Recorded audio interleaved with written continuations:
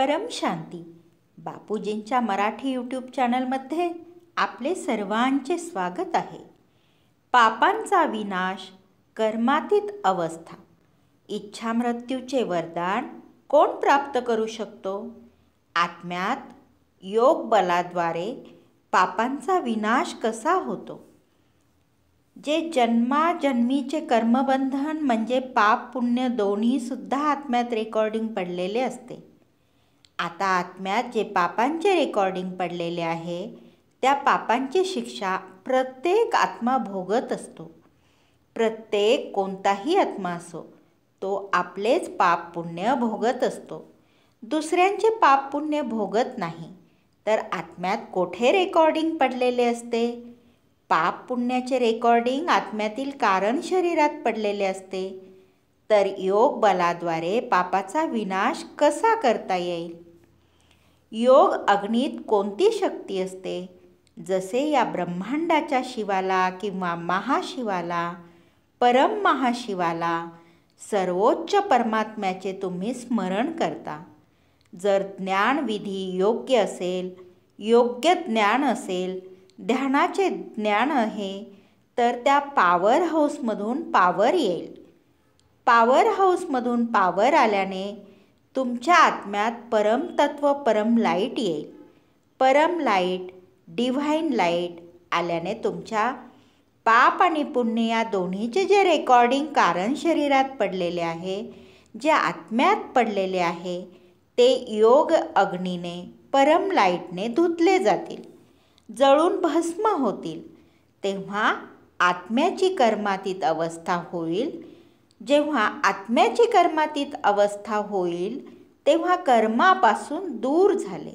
कर्मातीत अवस्था म्हणजे कर्माने अतीत कर्म, अतीत होणे म्हणजे भूतकाळ होऊन गेला, कर्म उरलेच नाही. तेव्हा आत्मा अतिशय हलका होत असतो. आत्म्यात मन असते, ते मनसुद्धा निसंकल्प होत असते. मग त्याला ज्ञान प्राप्त होते की त्याला अमरलोकात परमधामात जायचे आहे. मग तो आत्मा शरीर सोडून आत्म्यात इच्छा मृत्यूचे वरदान येत असते. मन रिकामे होत असते. मन रिकामे होणे म्हणजे विकर्म विनाश होणे. आत्म्यात मन आहे, मनात बुद्धी आहे, बुद्धीत संस्कार आहे, संस्कार जळून भस्म झाले. विकर्म जळणे म्हणजे संस्कार नष्ट झाले. संस्कार नष्ट झाले म्हणजे ते बुद्धीत शिल्लक राहतच नाहीत. आता मन वरती लागेल, त्याला ज्ञानसुद्धा प्राप्त होईल की मला कोठे जायचे आहे. आणि हे सुद्धा कोण करेल?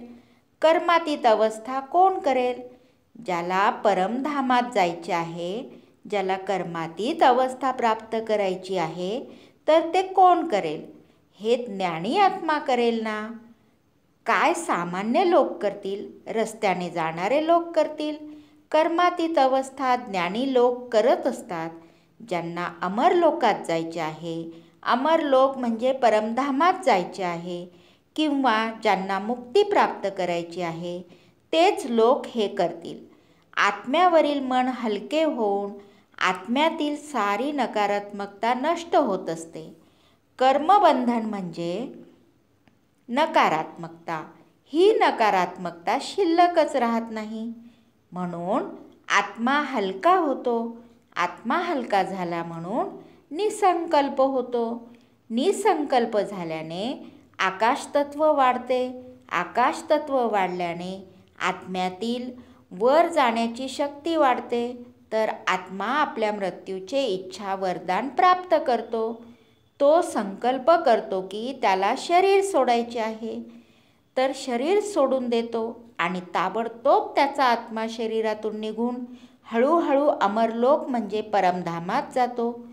तो मुक्ती जीवन मुक्तीमध्ये निघून जातो. परम शांती. हा व्हिडिओ आपल्याला आवडला असल्यास लाईक, शेअर, कमेंट करायला विसरू नका. यामुळे आम्हाला असे नवनवीन ज्ञानवर्धक व्हिडिओ करण्याची प्रेरणा मिळते.